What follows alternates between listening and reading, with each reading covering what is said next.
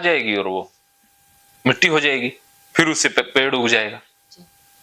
तो जब तक हरा था तो बढ़ रहा था, लेकिन जैसे ही पेड़ सूख गया तो वो मिट्टी में मिल जाएगा। ऐसे ही है कि जब तक चेतना है तब तक तो शरीर में सेल्स बढ़ रही हैं, जैसे चेतना गायब हुई सेल्स खत्म हो जाएंगी और ये मिट्टी में मिल जाएगा। बताइए इसमें अशुद्धता अशुद्धता गंदगी कहां से आई? बताओ, ऐसे नहीं है सर। लोग मानते हैं ना, लोग तो ये भी मानते थे कि भाई ये धरती है, ये तो बैल के सींगों पर खड़ी है, और जब सींग वो बैल सींग बदलता है तो भूकंप आता है। तो फिर वो बैल कहाँ खड़ा है? ये तो मुझे पता नहीं सर कि बैल के सींग पर है धरती या कहाँ है। तो ये तो देखो, आप सैटेलाइट से तस्वीरें लेते हैं तो ये तो आकाश में घूम रही है धरती जी। बैल के सींग पर खड़ी है। जैसे कि कोई डेड बॉडी के पास जाता है सर, तो वहां से आता है तो नहाता है। वो इसलिए नहाते थे क्योंकि आज से हजारों साल पहले क्या होता था कि कोई मर गया, अब मर गया, उस समय ना तो फोन थे, ना पक्की सड़कें थी, ना गाड़ियां थी, बस बैलगाड़ी या घोड़ा गाड़ी। तो घोड़ा सबके पास नहीं था, अमीर सभी नहीं थे, तो किसी के पास बैल होता था, किसी के पास गधा होता था, किसी के पास कुछ भी नहीं। हाँ, तो कुछ पैदल जाया करते थे। अब देखिए, एक रामलाल मर चुका है, अब रामलाल की 3 बेटियां हैं, एक बेटी तो दिल्ली में रहती है, एक रहती है लाहौर में, रामलाल यहाँ है। तो अब कोई पैदल जाएगा दिल्ली तो कितने दिन लग जाएंगे? बहुत दिन लग जाएगा। 10 दिन लग गए। हाँ। 10 दिन जाने के, 10 दिन आने के, तो बेटी आएगी तो 10-20 दिन निकल जाएंगे। तो अब लाश को हम रखे हुए हैं घर में, तो इतने दिन में तो लाश सड़ जाएगी ना जी। तो अब बेटी आई, फिर लाश को जलाया, तो अब जला रहे हैं तो उसमें बैक्टीरिया विषाणु पैदा हुए ना, तो वो जलाने से फैलते हैं, आग से वो फैल जाते हैं, तो वो जो शमशान घाट में गए हैं उनके कपड़ों पर चिपक जाते हैं, तो उससे क्या है, हैजा चेचक या अन्य कोई बीमारियां है ना, वो फैलने का डर रहता था जी। तो इसीलिए विद्वानों ने, बुजुर्गों ने ये नियम बना दिया कि शमशान घाट से आने के बाद नहाना है, कपड़े बदलने। तो उस जमाने में ये सही था, बीमारियों से रोकथाम का तरीका था। लेकिन आज तो ऐसा नहीं है, आज तो जैसे ही मृत्यु होती है, अमेरिका से बंदा भी कल यहाँ पहुंच सकता है, तो 1-2 दिन में तो लाश डिकम्पोज प्रोसेस शुरू ही होती नहीं है ना, रख देती है। हाँ, बर्फ में भी रख देते हैं, तो लाश में कुछ हानिकारक विषाणु पैदा ही नहीं होते हैं, तो लाश को जलाते हैं तो कोई दिक्कत ही नहीं होती है। तो आज तो नहाना जरूरी भी नहीं है, तो ना नहाए तो ही कोई दिक्कत नहीं। मैं तो जाता हूँ डेड बॉडी को जला करके आ जाता हूँ, नहाता भी नहीं। मैंने तो वीडियो भी बनाया जी। हाँ, मैंने नहीं देखी। आपने नहीं देखी? नहीं तो देख ले, तो ये आते ही नहीं। तो आप बताइए क्या समझे, क्या नहाने की जरूरत है? जी नहीं। नहीं सर। क्यों? कुछ है ही नहीं सर उसमें। तो इसका मतलब डेड बॉडी वाला डर तो खत्म हो गया जी, ठीक हो गए। लेकिन फिर भी मैं छू नहीं सकती सर उसे।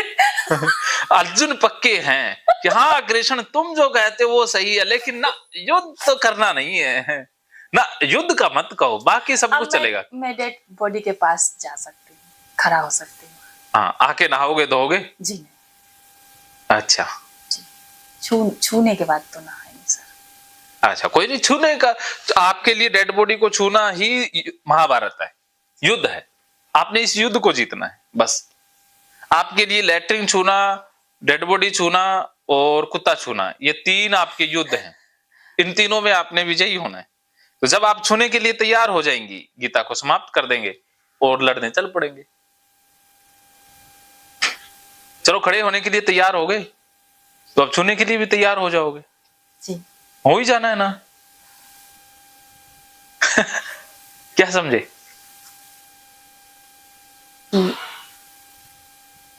फाइट करनी है सर, और इस डर को निकालना है। जो डर है, मैं डर रही हूँ, हाँ। उसे निकालना है। हाँ हाँ, तो ये डर क्या पैर धोने से निकलेगा? जी नहीं। तो पैर धो करके तो डर बढ़ता ही है। तो ये पैरों का क्या कनेक्शन है? डेड बॉडी आंखों ने देखी, पैरों में कहाँ गंदगी आ गई? पैरों का क्या कसूर है?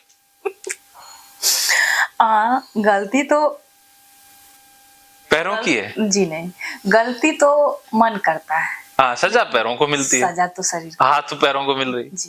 तो अब अगले जन्म में आपको सांप बनाया जाएगा। पैर देंगे ही नहीं ना, हाथ देंगे। जितने भी ओसीडी वाले हैं सुन लो, अगले जन्म में सांप बनोगे।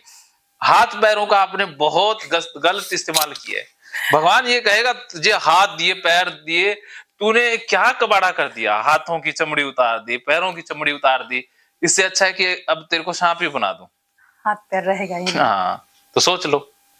नहीं, सांप नहीं बनना है। तो सांप नहीं बनना तो फिर हाथ पैर सांप के साथ जुल्म करना बंद करो। किसी को डस लेंगे तो वो भी, और सांप भी वो बनाएंगे पानी वाला। इसने सारी उम्र पानी में ही, पानी दूसरों का भी वेस्ट किया है। 10 बंदे नहा सकते थे, इसने एक बंदे ने पानी नहाते रहो। हाँ, मैं कहता हूँ अगर ये जीएसटी लगे ना पानी के ऊपर, तो ओसीडी वाले सबसे ज्यादा जीएसटी भरेंगे। पानी पर भी जीएसटी लगने वाले हैं। ओसीडी वालों के जी लगाएंगे, क्योंकि पानी बहुत वेस्ट करते हैं वो। अब नल तो उनका चलता ही रहता है, बंद ही नहीं होता। आपको पता मैं कितनी मिनट में नहा लेता हूँ? कितनी?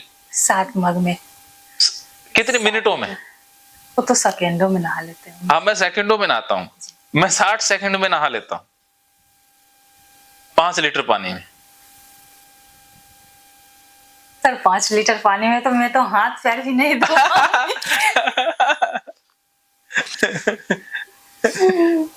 आपके लिए 500 तो नहीं, 1000 होता होगा ना?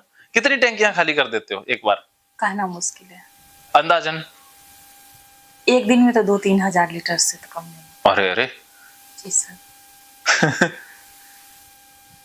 समुद्र में मछली तो बनाना ही है। मछली, और मछली के पैर नहीं होते, हाथ नहीं होते वो, या समुद्र वाला सांप, ये अगला जन्म पक्का आपका। ठीक है, तो हाथ पैर तो अब आपके कट कर दिए। अब हाथ पैर नहीं धोएंगे सर। धोओगे नहीं तो भगवान को कहूंगा कि पुनर्विचार कर लेंगे, नहीं तो हाथ पैर अगले जन्म में कट। हाथ पैर दोनों ही नहीं मिलने आपको, गीता में कृष्ण कह रहे हैं। हाँ, तो सोच लो अगले जन्म में सांप मछली बनना है या इंसान बनना है?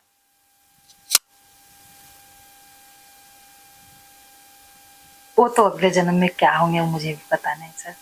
जो इस जन्म में करेंगे उसी से तो अगला जन्म बनेगा ना जी। इस जन्म में कर्म करेंगे वही तो अगले जन्म में जाएंगे ना। तो इस जन्म में आपने जुल्म किया है तो अगले जन्म में जिस पे जुल्म हुआ है वो तो मिलने वाला नहीं है। तो हाथों पैरों पर तो सबसे ज्यादा जुल्म कर रही है जी। तो वो तो मिलने वाले हैं नहीं। जी हाँ। सही बात है। हाथ पैर को कष्ट बहुत ज्यादा दिए है। हाँ, तो बस ये कट हो गया अब आपके। अगर चाहते हो कि अगले जन्म में हाथ पैर मिल जाएं तो आपसे धोना छोड़ देंगे। हाँ, तो फिर अभी भगवान सोचेंगे कि इसको वो लूला लंगड़ा बनाएंगे अभी तो। लूला लंगड़ा क्यों? इससे अच्छा हाथ ही नहीं देंगे सो ठीक तो रहेगा। अभी आधे देंगे ना, लूले लंगड़े बनाएंगे। नहीं आधे भी नहीं तो वो ठीक है। पूरा तो तब देंगे जब आप 1 साल ठीक रह के दिखाओ। या तो साफ नहीं रहेगा ठीक है, या फिर पूरा रहेगा। पूरा तो तब देंगे जब आपने 1 साल तक हाथों पैरों को कष्ट नहीं दिया। जी हाँ, परीक्षा लेंगे ना, ऐसे थोड़ी है कि आपकी बात मान लेंगे वो। तो अगले श्लोक में भगवान श्री कृष्ण कहते हैं, हे अर्जुन, सतव गुण, रजोगुण और तमोगुण, ये प्रकृति से उत्पन्न तीनों गुण अविनाशी जीवात्मा को शरीर में बांधते हैं। ये देखिए, हर शरीर के अपने अपने गुण होते हैं, तो ये तीनों गुण हमें शरीर से बांधते हैं। जीवात्मा अर्थात चेतना या जो एनर्जी है तो वो जीवात्मा का रूप है। तो ये तीनों गुण उस एनर्जी को शरीर से बांध के रखे हुए है। गुण है ना, गुणों के कारण ही सब कुछ हो रहा है। जैसे आग का गुण गर्म करना है, पानी का गुण ठंडक पहुंचाना या जो भी पानी के गुण धर्म है। हाँ, तो सभी पदार्थों का अपना अपना गुण है। तो भगवान श्री कृष्ण ऐसे ही 3 गुण बता रहे हैं जो मनुष्यों के अंदर पाए जाते हैं। ये तीनों गुण कौन कौन से हैं, ये अब आगे भगवान श्री कृष्ण बता रहे हैं। और ओसीडी वालों के अंदर और डिप्रेशन वालों में कौन से गुण की प्रधानता होती है, वो भी भगवान श्री कृष्ण इन्हीं श्लोकों में बता रहे हैं। हे निष्पाप, इन तीनों गुणों में सत्व गुण तो निर्मल होने के कारण प्रकाश करने वाला, विकार रहित वह सुख के संबंध में, ज्ञान के संबंध में अर्थात अभिमान में मानता है।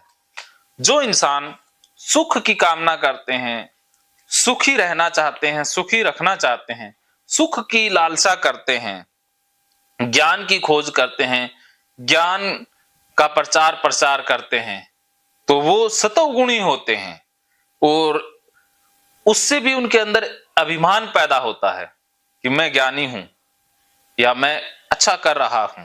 कुछ अच्छे होते हैं ना, बहुत समाज के लिए, मानवता के लिए अच्छा करते हैं, लेकिन उनके अंदर भी एक अभिमान आ जाता है कि मैं अच्छा हूं।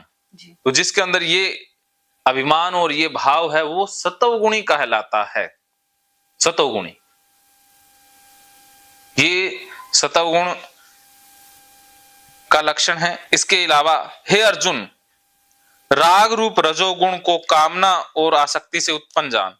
जो इंसान प्रीत रखता है, राग अर्थात किसी चीज को अच्छा मानता है, उसी को आगे बढ़ाना चाहता है और वो कामना करता है, कोई भी कर्म शुरू करने से पहले कामना ध्यान में रखता है कि मुझे ये मिलना चाहिए, उसकी लालसाएं हैं, कामनाएं हैं।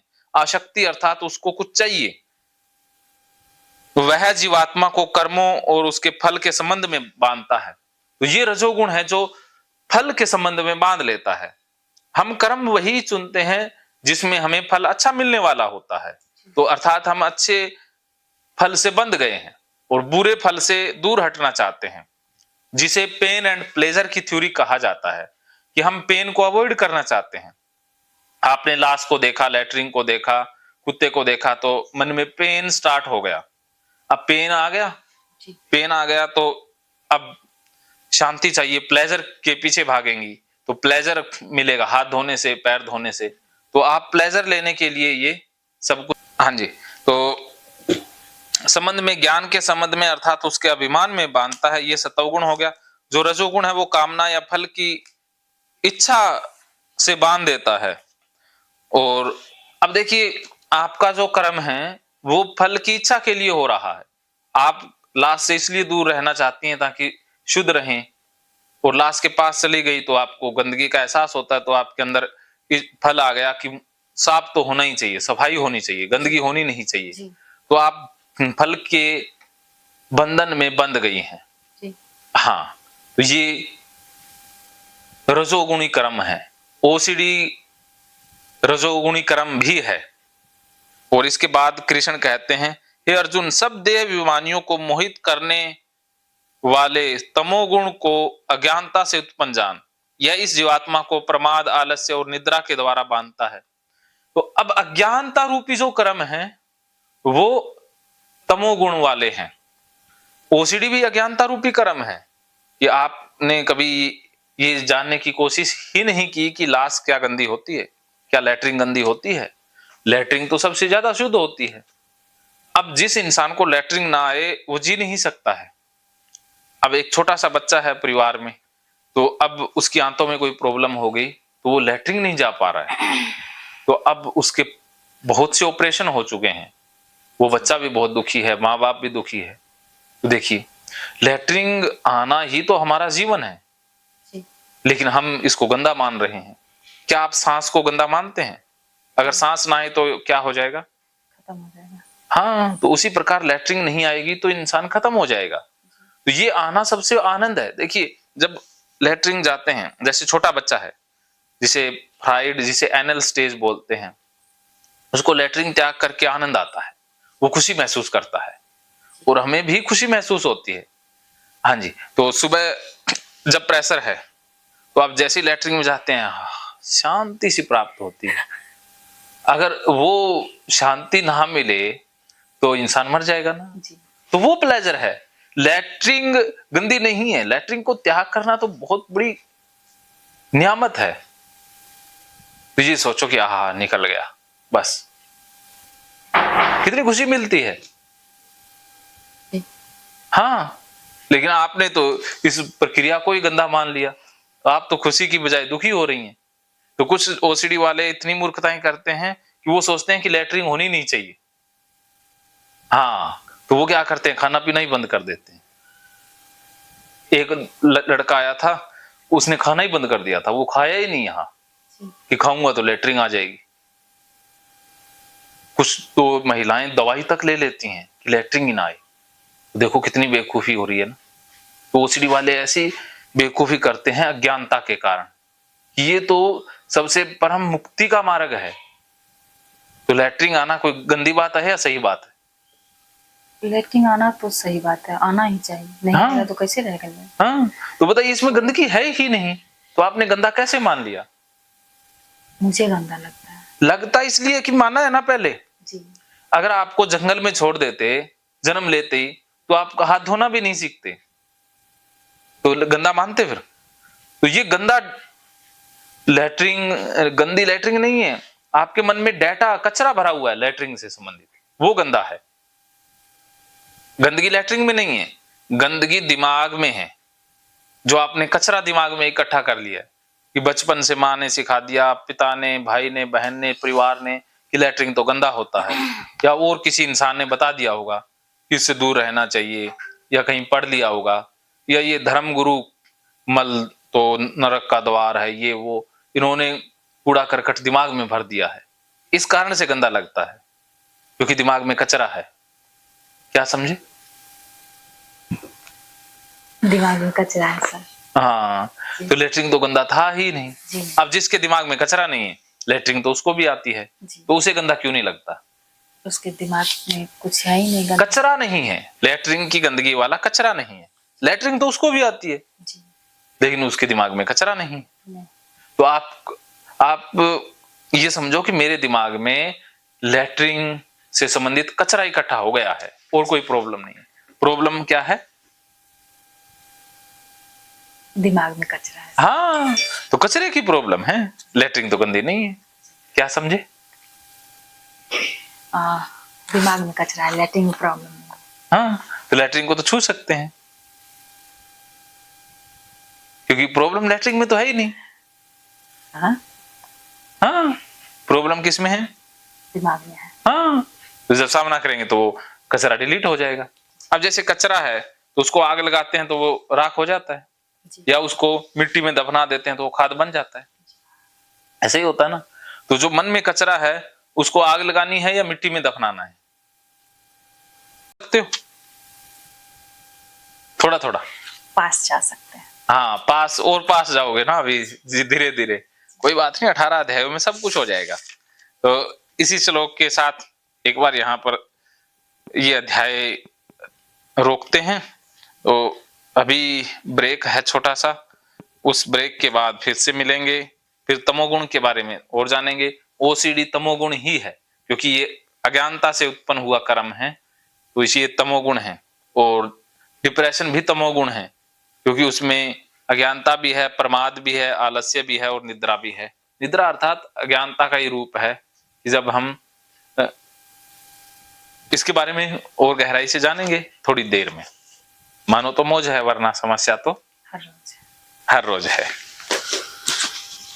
महकेंगे फिर से खुशियों के रंग भगवत गीता थेरेपी कोर्स के संग। इतिहास का पहला ऐप जो गीता के माध्यम से ओसीडी डिप्रेशन का इलाज आसान बनाएगा। ओसीडी डिप्रेशन का इलाज हुआ और भी आसान, और वो भी बिना दवाई, घर बैठे। किसी को बीमारी की चिंता है तो किसी को चिंता की बीमारी है। भगवत गीता ने लाखों करोड़ों का जीवन बदला है और आपका भी बदलेगा। गीता थेरेपी कोर्स में आपको मिलेगा सभी 11 प्रकार की ओसीडी का संपूर्ण इलाज, जैसे गंदगी का वहम, बार बार हाथ धोना, बार बार सफाई करना, बार बार लॉक दरवाजा चेक करना व अन्य सामान की चेकिंग बार बार करना, एक ही विचार बार बार आना, नुकसान व मरने मारने का विचार आना, HIV, rabies, cancer, heart attack का विचार आना, IBS और नींद न आने की समस्या का हल गीता कोर्स में मिलेगा। आत्महत्या वाले विचारों से मुक्ति भी गीता थेरेपी कोर्स से मिलेगी। राजेंद्र जोधपुरिया ऐप पर आपको OCD से संबंधित राजेंद्र जोधपुरिया की किताब भगवत गीता के मनोवैज्ञानिक रहस्य और अन्य टिप्स पढ़ने को भी मिलेंगे। गीता है महान थेरेपी। गीता में CBT, हिप्नोथेरेपी, माइंडफुलनेस, ERP व अन्य बहुत सी साइकोथेरेपीज का समावेश मिलेगा। राजेंद्र जोधपुरिया ऐप एक, फायदे अनेक। आज ही प्ले स्टोर से डाउनलोड करें, लिंक डिस्क्रिप्शन में है। तो देर क्यों, अभी जाइए डिस्क्रिप्शन में और लिंक पर क्लिक करके प्ले स्टोर से अभी डाउनलोड कीजिए राजेंद्र जोधपुरिया ऐप और पाइए अपनी सभी समस्याओं का हल। मानो तो मौज है, वरना समस्या तो हर रोज है।